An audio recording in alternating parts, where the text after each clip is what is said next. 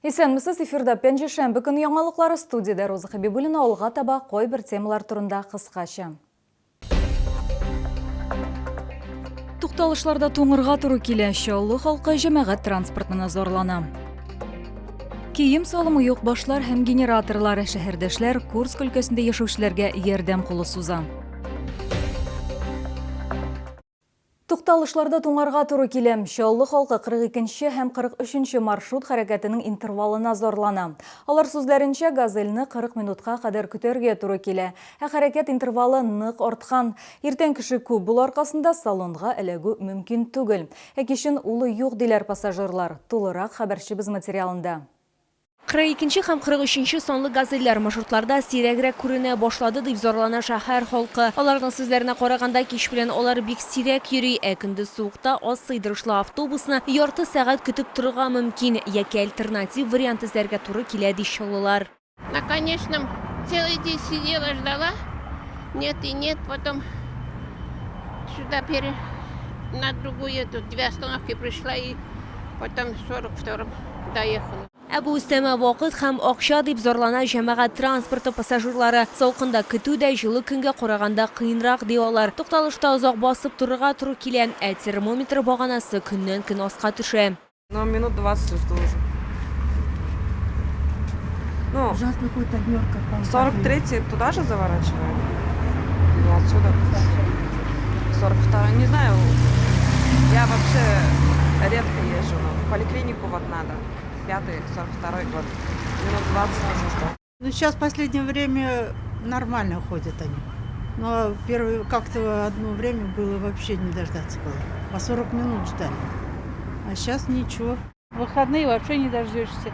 Ни на работу, ни с работы не уедешь. Халыкның сорауларына җавап алу өчен без шәһәр администрациясенә мөрәҗәгать иттек. Анда хәбәр итүләренчә, бүгенге көндә шәһәр маршрутларында шул исәптән 42 һәм 43 маршрутларда автобуслар санының кимүе күзәтелә. Транспорт предприятиесе җитәкчесенә хәрәкәт интервалын сакларга кирәклеге әйтелгән. Хәрәкәтнең норматив интервалы булганы 5-нче альтернатив маршрут барлыгы хәбәр ителде. Лилия Гатина, Яна Вальдю, Тимур Сафронов, Яңалыклар.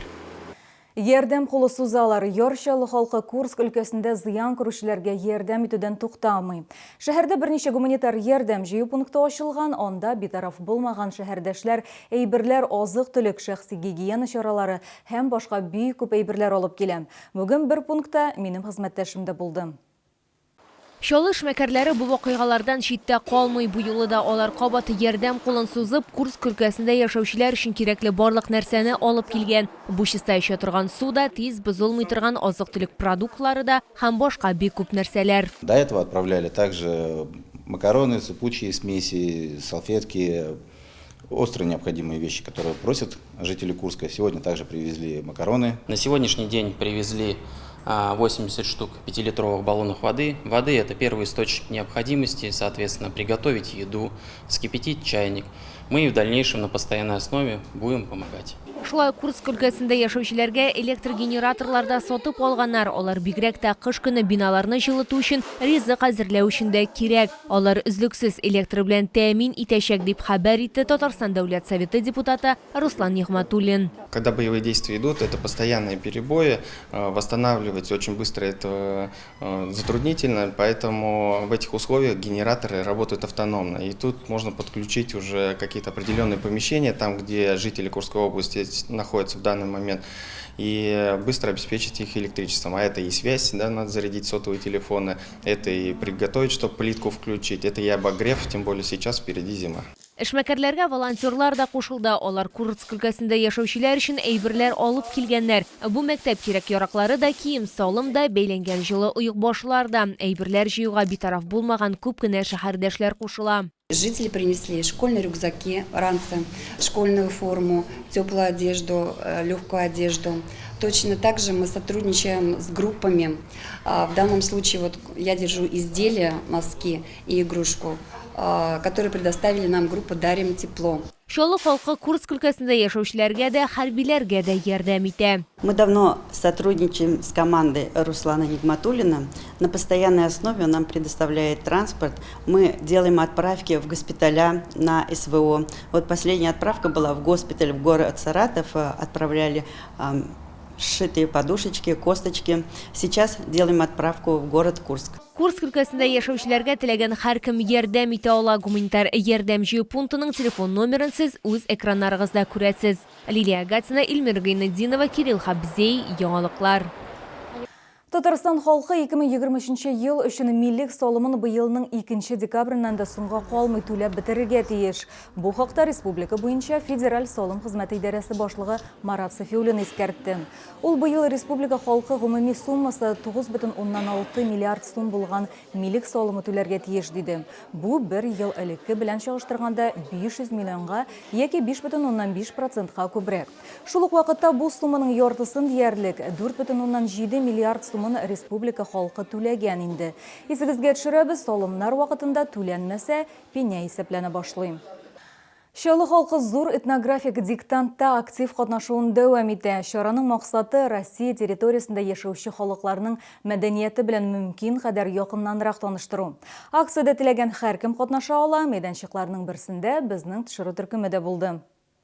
Үзәк шәһәр китапханәсе зур этнографик диктант язу майданчыкларының берсенә әверелде. Мөшәрәтез форматында уза. Россия Федерациясында яшәүче халыкларның тарихы, мәдәнияте, көнкүреше һәм гореф-гадәтләре темасына сораулар катлаулы. На нашей площадке сегодня участвует 35 человек. Всего площадок в городе 5. Одна из площадок – это общедоступная площадка. В диктанте могут принять участие все желающие, кто захочет отвечать на вопросы. Катнашучыларга диктант язу өчен 45 минут вакыт бирелде. Барлык биремнәрне үтәгән өчен максималь балл суммасы 100. Үзәк шәһәр китапханәсендә диктантта теләгән һәркем катнаша алды. Быел катнашырга уйладым, чөнки миңа бик ошый бу диктант. Бик күп яңа әйберләр беләм үзем өчен. Менә мин Кама тамагыннан. Мәсәлән, монда шундый сорау бар, Каратай турында, Каратай нинди ул алар. Менә мин үзем анда булгач искә төшерәм, Иван Грозный вакытында ул бит чукындырып биргән инде Волгадан, Диделдән килеп. Менә ул халык үзләре алар татар кебек яшиләр, аларның диннәре русча. Менә Каратай, менә шундый халык ул безнең. Катнашырга булдым, чөнки үземнең белемемне тикшерәсем килә иде. Институтны бетергәнгә бик күп вакыт үтте, шуңа үземнең белемемне тикшереп, менә монда Поволжье турында бик күп вопрослар бар.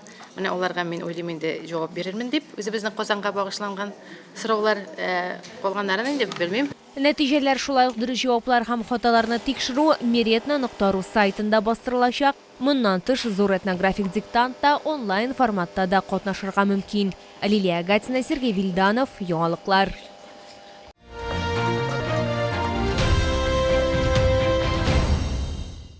Календарда ноябрь димәк кыш инде якын, стильле һәм шул ук вакытта уңайлы аяк киеме сатып алу өчен менә дигән мөмкинлек. Ярчаллыда Белорус аяк киемнәре ярминкәсе Чаллы халкы һәм шәһәр кунаклары өчен, иратлар һәм хатын-кызлар өчен кышкы аяк киемнәренең зур ассортименты. Барлык модельләр дә натураль күннән, төрле төстә һәм төрле үлчәмнәр. Иң мөһиме теләсә нинди матди мөмкинлеккә. Сатучы консультантлар тәкъдим иткән һәр аяк киемен сатып алучылар рәхәтләнеп киеп карый. Профессиональ белгечләр һәркемгә шәхсән сайлый ала. Бирдә хәтта иң таләпчән сатып алучыга да аяк киеме табып була. На нашей выставке большое поступление зимней коллекции. Ботинки и сапоги на проблемную ногу утеплены натуральной овечьей шерстью, что согреет ваши ноги при самых низких температурах. На всех моделях стоит элемент регулировки толщины голени, чтобы вы могли регулировать ее по своей ноге. Подошва из полиуретана на литиевой основе, которая не скользит и не дубеет на морозе, всегда остается мягкой и гибкой. Күп кенә сатып алучылар Белорус аяк киеме сыйфатын бәяләргә өлгергән инде, шуңа күрә монда кабат-кабат әйләнеп киләләр.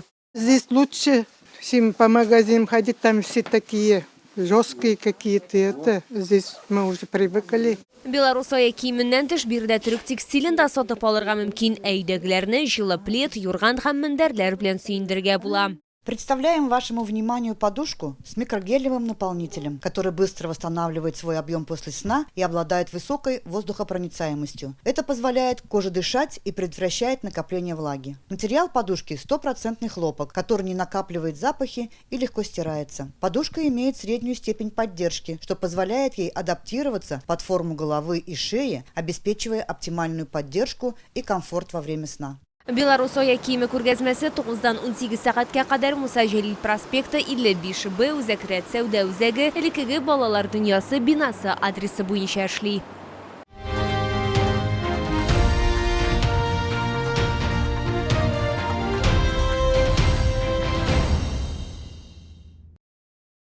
Бұл сізге жеткіресі соңғы мәғліметі біз еді. Мен Роза Хабибуллина сіздің білен сау болашам, естен сау болығыз.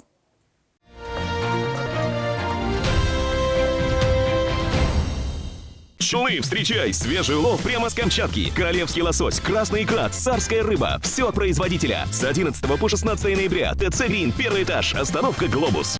До конца месяца пройдите комплексное УЗИ 9 органов со скидкой 45%. Всего за 3350 рублей. Альфа-клиник. Звоните 200 222 200 222.